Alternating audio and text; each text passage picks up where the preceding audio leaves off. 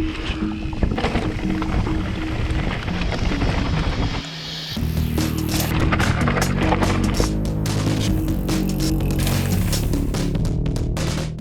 welcome back to the channel, and today we are in a specific e-bike shop. These shops are popping up all around the world. I'm in Will Ride. It's a specific e-bike shop in Adelaide, and it seems like Will is doing something really right here. Will, welcome to the channel, mate. Thanks for your time. Thanks, Sam. These are new shops, and for me it's super interesting to be here and see what you've done. You know, I live in Madrid. There's not that much of it going on. Could you just tell us, one, how long you've been riding for, your background of riding? Is this your first shop? Sure. Well, I guess I've been riding since probably 2004. Just started on the street riding like a little kid, and my mates invited me to a race, a local race downhill. Went there, raced in the mud and the rain, and then from then on I wanted to get better and went over and raced national series, and ended up getting points and worked my way up, and ended up going overseas and doing some World Cups with Aussie teams for junior and senior team, and they were great years of racing. So you're a World Cup downhill racer? I did that for about 3 or 4 years, but it's good fun. Some really great years there. We travelled around privateering for the first probably 12-18 months, and then just bunk beds in the back of a van and doing all our own work, and then I'm lucky enough to get on. Giant helped me out a lot early on, and then Pivot, we raced the first Pivot Phoenix downhill bike, and did a lot of good testing on that at Fort William, and gave them some feedback, and then now here we are. Cool, man. How interesting. And what was your first e-bike? It was a Giant Dirt E hardtail, very basic Yamaha motor, 60 newton-meters of torque. It was what year? It was a 2016, I reckon. Oh yeah. Yeah, 2016, I think. So it was pretty late on it. I guess when I was finishing off my racing career, they were just starting in Europe, so it's one of those things that I wanted to see where it was going and test it out for myself. And then, it was just a hardtail that you couldn't really do much with, but I wanted to just get a feel for what these things were. And then my proper first mountain bike was a Giant Full E, so that was a 140mm travel. Oh yeah. They weren't really designed to go hard and fast, but the thing took a beating, and it held up for a good 12 months.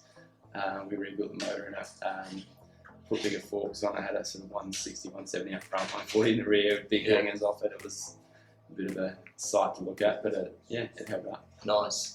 And so what are you riding now? Now I'm trying to ride a bit of everything just to test everything we sell. My favourite bike probably at the moment is the Levo. Got an Expert.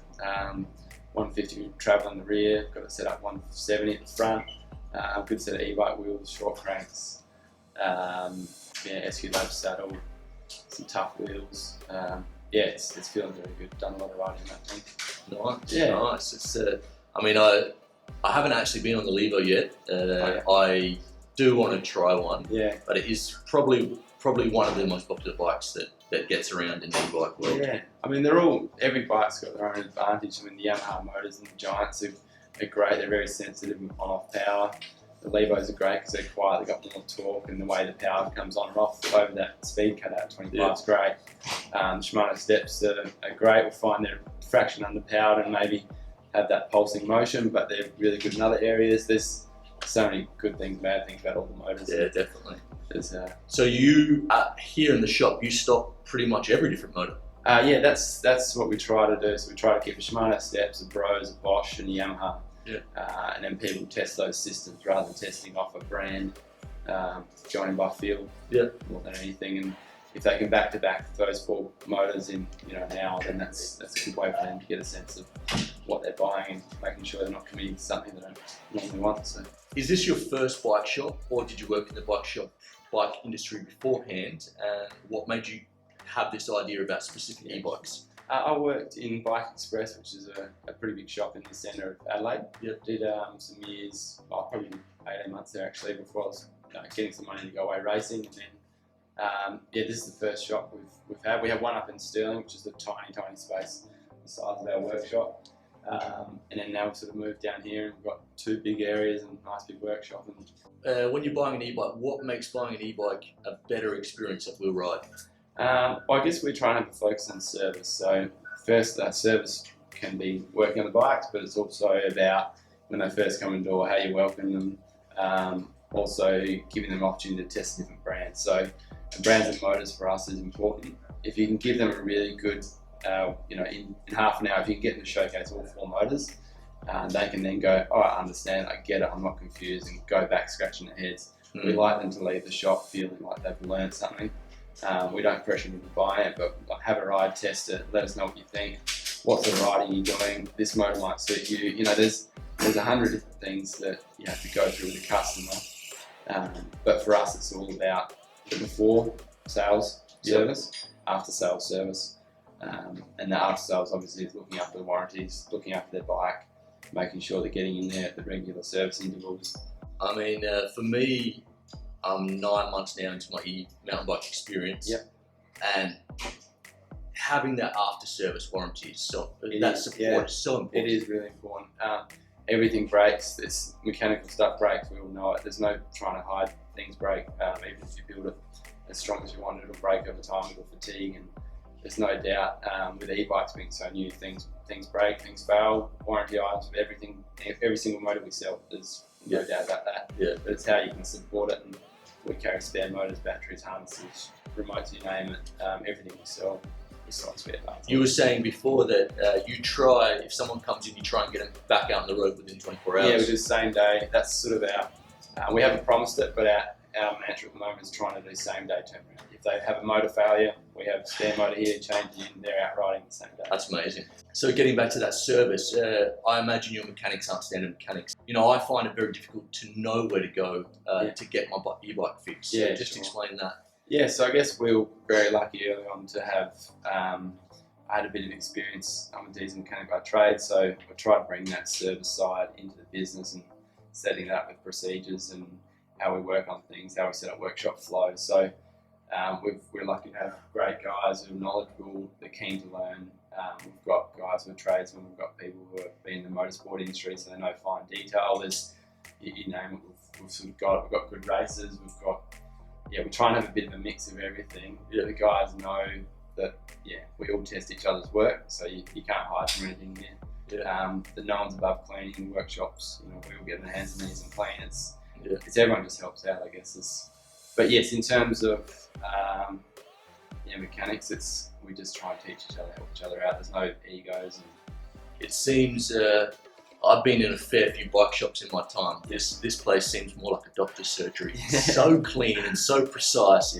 Everything's got little labels on it. We take pride in our work, I guess. I think if it's neat and tidy, I've always thought places neat and tidy, they take pride in their work, and we all do that. And it's just nice to come to work every day and have a clean work area. And if you're stripping down motors too, these things, there's a lot of moving parts to them.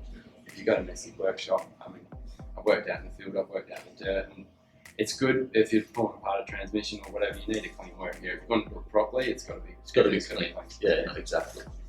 So I understand you rent bikes. Tell us about the fleet, the price, and if you get a discount if you buy that bike after. Yeah, for sure. So we do half-day hires, we do weekend hires. Probably the most popular one's the weekend hire. So that's collect on like Friday afternoon for the weekend, and return on the Tuesday morning. So 3 days of riding for $20. It's pretty good. Yeah, we try and give them, it's a really good time to be able to test a longer period of riding without breaking the budget. If they do like the bike and want to purchase it, we refund up to $200 off. So that's amazing. They get their hire back, and it's just the bikes are expensive for us to hold as a fleet, so we do have to charge. And I think people understand that. So what have you got? What are your bikes? So we've got Specialized, we've got Giant Reigns. Yeah, so Specialized Levo, Canevo, Giant Rainies, Giant Transies. SL? We've got the SLs now, which is nice. Small to XL sizing. We've got a size for them both. And then we've started to get some Maritas. We've got access to a whole bunch more as well. We're lucky to have really good reps that look after us. They can bring in bikes if we need them. We try and basically every motor system. So if we have a Shimano Steps and Bros Shimano, It's super important. It does. I think people have to be able to try them before they buy them. I mean, for me, it's a big investment. 9 months ago when I was looking at it, it was such a minefield. Yeah. I did the research, and Shimano Specialized was kind of out of the question because I didn't have that budget, unfortunately.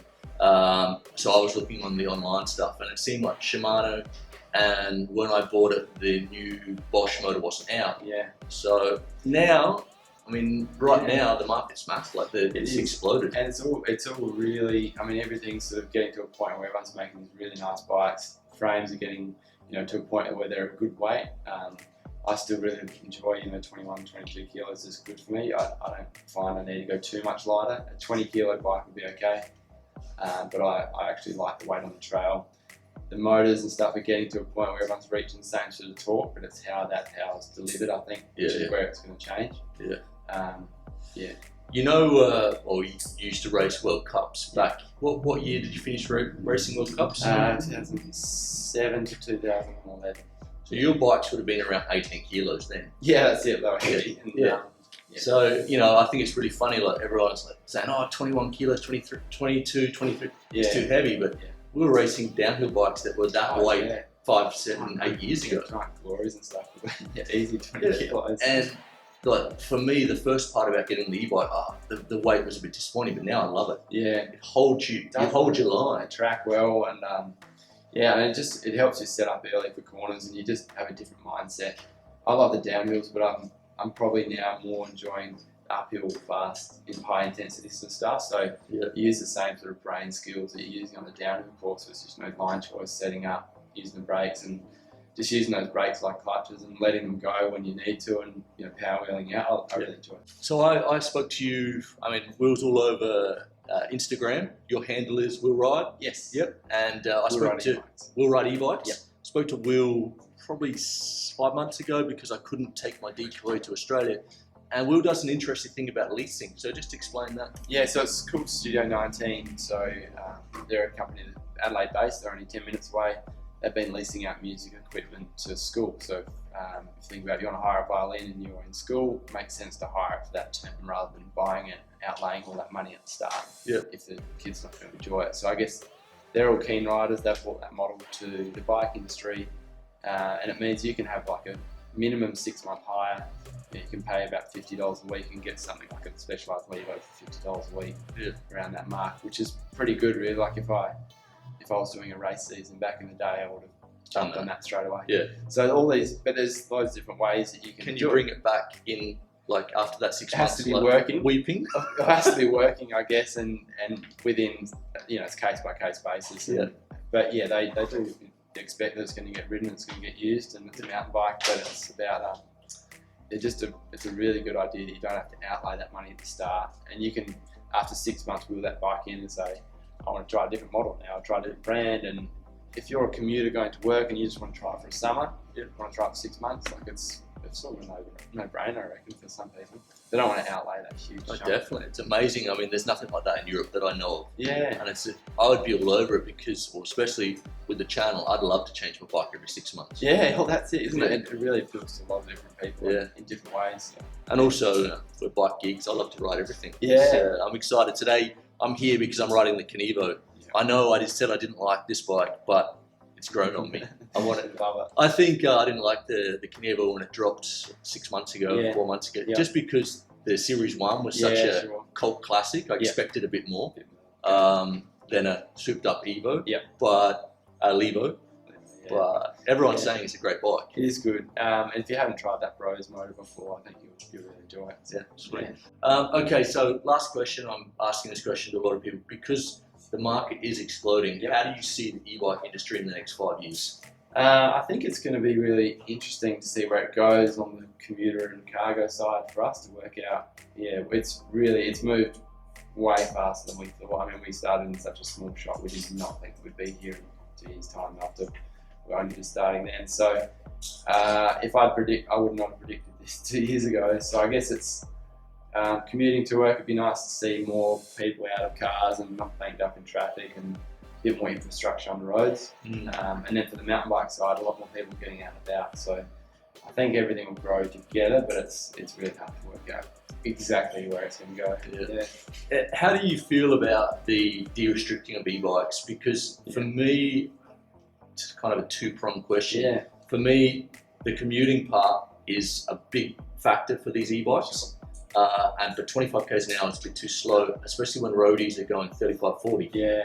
Well, I think definitely for the on-road stuff, it does need to be, laws need to be looked at for adjusting. If you're commuting to work and you want to replace your car, with a bike, it doesn't make sense for you to take longer on the bike because you're having to sit at 25k an hour. Yeah. The idea is that you want to replace your car. So I think if they can look at the laws and adjusting that would be good. For mountain bikes, I don't think it's a huge thing. I mean, yes, there's those times where you sort of hit the motor cut out and you're like, oh, I wish I had a bit more. But I think it's just about where you ride them as well. I just go riding and choose all the places. I don't go flow trail where I know I'm going to be sitting on 28, 30k an hour. I sort of choose different trails, but I guess it's all going to be looked at. It's more just if people take advantage of that in national parks or in places where there's shared use trails. I think the existing mountain bike is pretty good. They all look after and they know what the etiquette is, but if you've got new riders to the sport who take advantage of a higher speed limit, I think that's where it could get tricky and the trail access might get sort of jeopardised. Yeah. That's a very good answer. I just thought about another question. So your new customers, so new e-bike customers, are they new to the sport completely? Yeah. Or are they like ex-enduro riders? Or well, at the moment, most people are new to the sport, so it's really, really interesting to see these people jumping on it. I think we're just starting to see the shift of existing riders wanting to try e-bikes and test it out. So I think in sort of 12, 18 months time, once the sort of athletes and high performance guys are on them using it for training tools, and which they're starting to already, I think that'll be a real trend set for a lot of existing riders. But it'll be good to find out. If you're ex-pivot, so you'll be seeing Brendan Kerr all over he's rattling that thing. So he loves that bike. Yeah, he's doing really good things on that, and I think he's racing it at road world. Oh, not racing it, doing the whip off. Is he? I've heard. Yeah, he's a champ. Well, Will, thank you so much, mate. Cheers. And riders, if you have any questions for Will, hit him up on Instagram or put some questions in the comments below. And I'm out to ride the Canevo, so I've got to go now. But an amazing store, and I thank you so much for your time. And riders, see you next Friday. See you later.